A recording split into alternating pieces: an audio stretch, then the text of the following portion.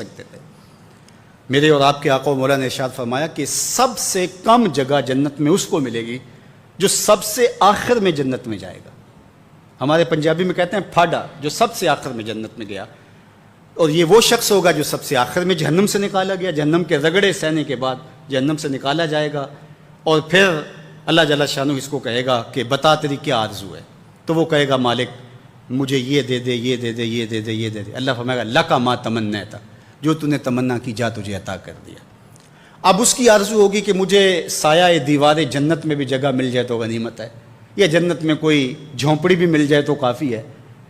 لیکن اللہ فرمائے گا جا جنت میں، اور تیرے لیے جنت میں دنیا سے 10 گنا جگہ ہے. یہ 7 بر اعظموں پہ پھیلی ہوئی کائنات، اس کو 10 سے ضرب دیں، اور یہ اس کے لیے ہوگی جو سب سے آخر میں جائے گا. تو جب وہ یہ سنے گا تو وہ کہے گا اتسخر وانت الملک. صحیح ہے میں روایت ہے، وہ کہے گا اتسخر وانت الملک، میرے مالک میرے رب تو بادشاہ ہو کے مجھ سے مذاق کر رہا ہے. یعنی جس نے ساری زندگی بدکاریوں اور گناہوں میں گزاری اور جہنم کے رگڑے سے آج سب سے آخر میں جنت میں جا رہا ہے، تو اس کو کتنی جگہ ملے گی؟ اس دنیا سے 10 گنا. تو وہ کہے گا اتسخر وانت الملک، تو بادشاہ ہو کے مجھ سے مذاق کر رہا ہے. جب یہ حدیث میرے اور آپ کے آقا و مولا بیان کر رہے تھے تو فضاحک النبی حتی بدت انیابہ، حضور اتنا مسکرائے کہ حضور کی داڑھیں نظر آنے لگی، کہ اس کو یقین ہی نہیں آئے گا کہ میرے لیے اتنی جگہ. اللہ فرمائے گا ہاں تیرے لیے یہ جگہ، اور وہ جنت میں جائے گا. یار جو سب سے آخر میں جائے گا اس کو تو اتنی جگہ ملے گی، تو پھر ابو بکر و عمر کی جائیداد کا عالم کیا ہوگا؟ عثمان و علی اور حسن و حسین کی جائیداد کا عالم کیا ہوگا؟ جو خاتون جنت جنتی خواتین کی سردار اس فاطمہ کی جاگیروں کا عالم کیا ہوگا؟ تو جب حضور کے غلاموں کی جاگیروں کا عالم یہ، تو پھر محمد عربی کی شان کیا ہوگی جنت میں؟ تو کتنا بدبخت آدمی ہے جو 2 انچ کے لیے آخرت برباد کر بیٹھتا ہے. تو کہا اصحاب الجنت هم الفائزون. اب ارشاد فرمایا وَلَوْ أَنزَلْنَا هَذَا الْقُرْآنَ عَلَى جَبَلٍ لَرَأَيْتَهُ خَاشِعًا مُتَصَدِّعًا مِّنْ خَشْيَةِ اللَّهِ. یہ قرآن جو ہم نے تمہیں دیا، کہا اگر ہم یہ پہاڑوں پہ نازل کرتے تو اللہ کے خوف سے ریزہ ریزہ ہو جاتے. اللہ نے یہ کتاب تمہیں عطا کی ہے. کتنے بد نصیب لوگ ہیں کہ اس کتاب کے ہوتے ہوئے بھی گمراہی کے گڑھے میں پڑے رہے اور ظلمتوں اور اندھیروں کے اندر زندگی بسر کر دیں. کہا اس کتاب کی تاثیرات، اس کے فہم کے اجالوں سے اتنی تاثیر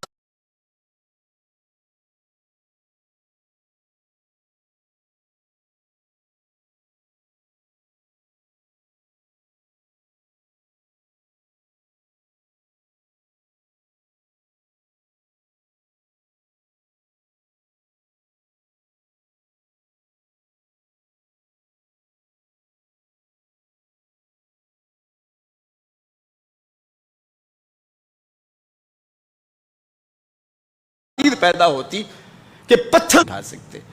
پہاڑوں نے کہا کہ ہم کو ساروں اور پربتوں کے سلسلے رکھنے کے باوجود، فلک بوس چوٹیاں رکھنے کے باوجود اس بوجھ کو نہیں اٹھا سکتے. سمندروں نے جن کی محیط گہرائیاں دہلا دیں، انہوں نے کہا ہم نہیں اٹھا سکتے. فحملها الانسان، انسان نے کہا میں اٹھاؤں گا. جب تم نے خود اٹھایا تو آج بھاگ کیوں رہا ہے؟ فرار کا راستہ کیوں اختیار کر رہا ہے؟ یہ قرآن آج سینے سے جوڑ اور اپنی زندگی میں اتار لے. لیلۃ القدر کے حسین لمحوں میں عہد کریں کہ قرآن کے ساتھ زندگی گزاریں گے. گر تو می خواہی مسلمان زیستن، نیست ممکن جز بقرآن زیستن. اگر تو مومن بن کے جینا چاہتا تو قرآن کے بغیر جی نہیں سکتا. اس کا ایک ایک لمحہ، ایک ایک ساعت، تیری زندگی کی ایک ایک گھڑی قرآن کے ساتھ گزرنی چاہیے تھی. تیرے سینے کا انتخاب کیا اس قرآن کے نزول کے لیے، پہاڑوں پہ نازل نہیں کیا. کو ہمالیہ کی چوٹیاں موجود تھی، پربتوں کے سلسلے موجود تھے، یہاں تا حد نظر پھیلے ہوئے سمندر موجود تھے، زمین کی چوڑی چھاتی موجود تھی. لیکن کسی کو اللہ نے یہ امانت دی، یہ امانت تو تجھ کو دی، اور تو نے اس کو سمجھا ہی نہیں، طاق میں رکھ دیا، غلاف میں لپیٹ دیا. اس کو غور کر، تیری روح بھی وجد کرنے لگ جائے گی. عرب کے 4 بڑے شاعر، ان میں سے ایک کا نام لبید بن ربیعہ، بہت بڑا نام ہے. اس نے ایک شعر کہا کہ وجلت سیول ان الطلول انہا زبر تجد متونہا اقلامہا. وہ جب گزرتی ہیں پانی کی لہریں، تو کبھی آپ نے دیکھا کہ وہ جو ریتلی زمین ہوتی ہے اس کے اوپر نقش و بنگار بن جاتے ہیں؟ تو اس کا نقشہ کھینچا کہ ادب کی کھلی کتاب ہو اور کسی نقاش نے قلم سے بوٹے تراش دیے ہوں، تو کہا سیلاب گزرنے کے بعد وجل السیول عن الطلول، وہ جو ٹیلے ہیں ریت کے ان کے اوپر یوں نقش و بنگار بنے ہوئے ہیں، کأنہا زبرن، گویا کہ وہ تختیاں ہیں، کتابیں ہیں، اور تو جدو ان کے اوپر اس انداز کے ساتھ نقش اور حرف تراش دیے گئے ہیں کہ جس طرح قلم لے کر کے کسی نے تراشے ہوں۔ جب یہ شعر عرب کے معروف شاعر جو ہے وہ فرزدق المجاشی نے پڑھا تو وہ سجدے میں گر گیا۔ لوگوں نے کہا کہ ابو فراس یہ کیا ماجرا؟ کہا تم قرآن کے سجدوں کو جانتے ہو، میں شعر کے سجدوں کو جانتا ہوں کہ یہ شعر اتنا اونچا ہے، اس کا حسن، اس کی سلاست اور اس کے اندر معنی کی گہرائی اور گہرائی اور جمال اور خوبصورتی ایسی ہے کہ یہاں میں سجدہ شعر کیا ہے۔ وہ غالب نے کہا تھا نا استاد مومن کے ایک شعر پر کہ میرا سارا دیوان لے لے، مجھے یہ ایک شعر دے دے کہ تم میرے پاس ہوتے ہو گویا جب کوئی دوسرا نہیں ہوتا۔ تو بعض کلام جادو ہوتے ہیں، تو وہ لبید اتنا بڑا شاعر کہ جس پر عرب کا بہت بڑا شاعر اس کے شعر پر سجدہ ریز ہو، جب قرآن پڑھتا ہے تو پھر شعر کہنا چھوڑ دیتا ہے۔ اللہ اکبر۔ حضرت ابو موسیٰ اشعری رضی اللہ تعالیٰ عنہ کو حضرت عمر نے بھیجا کہ لبید کو بلا کے لاؤ۔ وہ بلا کے لائے، کہا کہ کوئی کلام سناؤ۔ کہا جب سے سورہ بقرہ اور سورہ آل عمران پڑھی ہے میں نے شعر کہنا چھوڑ دیا ہے، یہ صورتیں ہی میرے لیے کافی ہیں۔ تو قرآن تو وہ موجز بیان کلام ہے اگر زندگی میں اس کے اجالے اتر جائیں، لیکن افسوس اس امت نے اس قرآن سے اپنے تعلق کو توڑ دیا۔ قرآن زندگی تھی، قرآن حیات نو تھی، یہ پستیوں سے اٹھا کر بلندیوں تک پہنچا دینے والی کتاب تھی، یہ زندگی کے اجاڑ پن کو بہاروں میں تبدیل کر دینے والی کتاب تھی۔ اقبال نے ایک مقام پہ کہا کہ فاش می گوئیں ماں کے در دل مزمرست، این کتابیں نیز چیزیں دیگرست۔ اگر تو مجھے پوچھے تو میں کھل کے بیان کروں، یہ کتاب نہیں ہے، یہ کوئی اور ہی شے ہے۔ یہ تو زندگی بدل دینے والی کتاب ہے، یہ تو حیات آفریں کتاب ہے، اس کا لفظ لفظ روشنی ہے، اس کا حرف حرف اجالا ہے۔ حیات آفریں کتاب سے کیوں نہ جڑا تو؟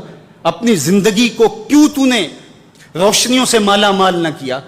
صرف غلاف میں لپیٹ کر کے تو نے طاق پہ سجا دیا، اور یا پھر تیرا بوڑھا مرنے لگا تو سورہ یاسین لے کے بیٹھ گیا۔ کتنی ستری تنقید کی کہ ببند صوفی و ملا اسیری حیات از حکمت قرآن گیری، با آیاتش ترا کار جزی نیست کہ از یاسین او آساں بمیری۔ تو جاہل صوفی اور کاہل ملا کے ایسے پھندے میں پھنسا کہ تو نے قرآن سے زندگی تلاش نہیں کی۔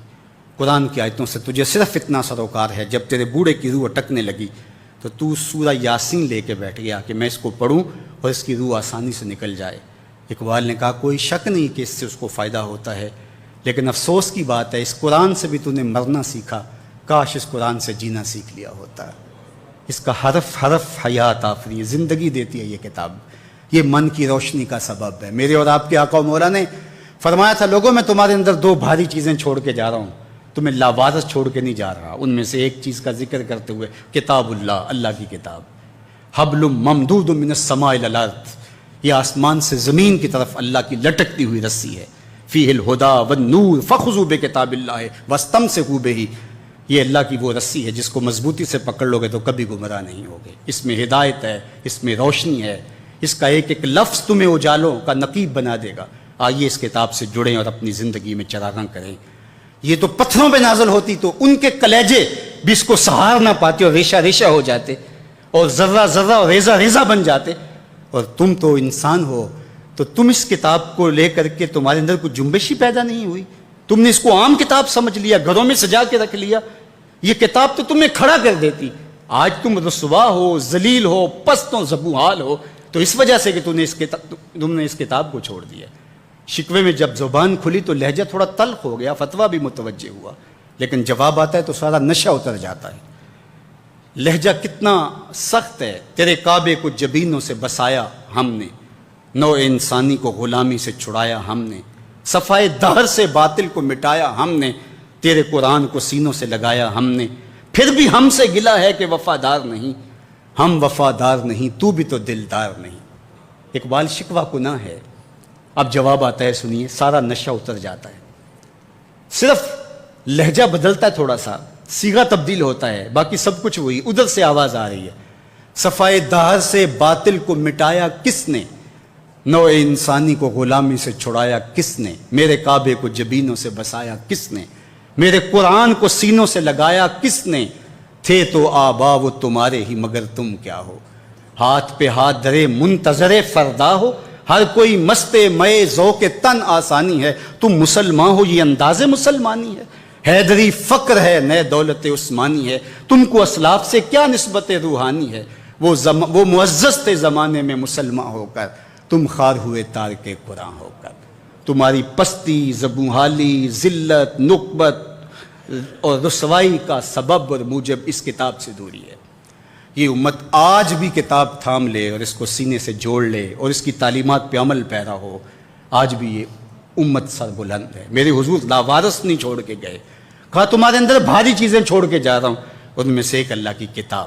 تو اس کتاب کو جو ہر گھر میں موجود ہے، کسی نبی کا پیغام اصلی صورت کے اندر کسی امت کے پاس موجود نہیں ہے، لیکن ہمارے آقا و مولا کے سینے پہ اترنے والی کتاب کسی زیر و زبر کے تغیر کے بغیر اصلی حالت میں ہمارے پاس موجود ہے۔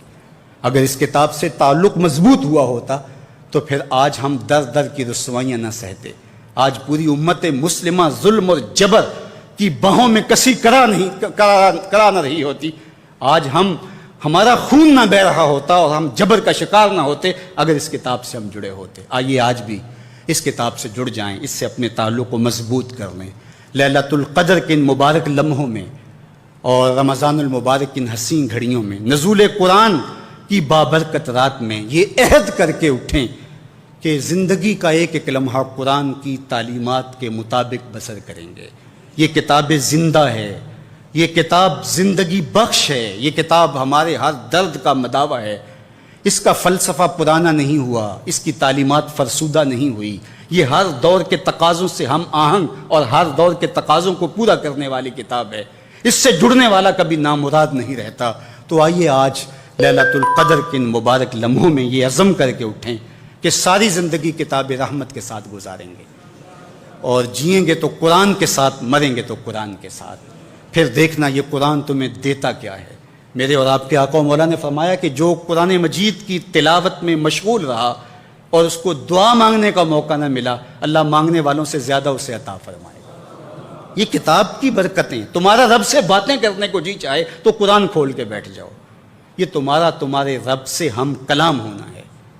حضرت سہل تستری جنگل میں رہتے تھے، لوگ ملنے گئے تو کسی نے کہا سہل آؤ نا شہر میں، تمہارے مزاج کے لوگ مل جائیں گے، یہاں جنگل میں کس طرح زندگی گزارتے ہو؟ تو کہا کہ تمہیں کس نے کہا ہے کہ میں تنہا رہتا ہوں؟ کہا کہ ہم خود دیکھ رہے ہیں، کسی نے کیا کہنا ہے؟ فرمانے لگے تم نے غلط دیکھا، جب میرا اس سے باتیں کرنے کو جی چاہتا ہے تو میں نماز کے لیے کھڑا ہو جاتا ہوں، اور جب اس کی باتیں سننے کو جی چاہتا ہے تو قرآن کھول کے بیٹھ جاتا ہوں، کبھی اپنی سناتا رہتا ہوں، کبھی اس کی سنتا رہتا ہوں۔ تمہیں کس نے کہا میں تنہا رہتا ہوں؟ میں تو دم دم اپنے رب کے ساتھ رہتا ہوں۔ جڑے رہو اس کے ساتھ وابستہ رہو، راتوں کی تنہائیوں میں اور دن کے اجالوں میں قرآن کو معمول زندگی بنا لو۔ میرے حضور نے فرمایا راتوں کی تنہائیوں میں اٹھ کے قرآن پڑھا کرو، اور قرآن پڑھتے ہوئے رویا کرو۔ ایک مقام پہ فرمایا فَإِلَّمْ تَبْكُوا فَتَبَاكُوا، اور اگر رونا نہ آئے تو رونے کی کوشش کیا کرو۔ حضرت داتا گنج بخش علی حجویری سے کسی مرید نے پوچھا حضرت اگر رونے کی کوشش کریں پھر بھی رونا نہ آئے؟ فرمایا پھر اپنے مقدر پہ رویا کرو۔ اتنے سنگ دل ہو گئے ہو کہ تمہاری آنکھیں آنسوں کا خراج پیش نہیں کرتی۔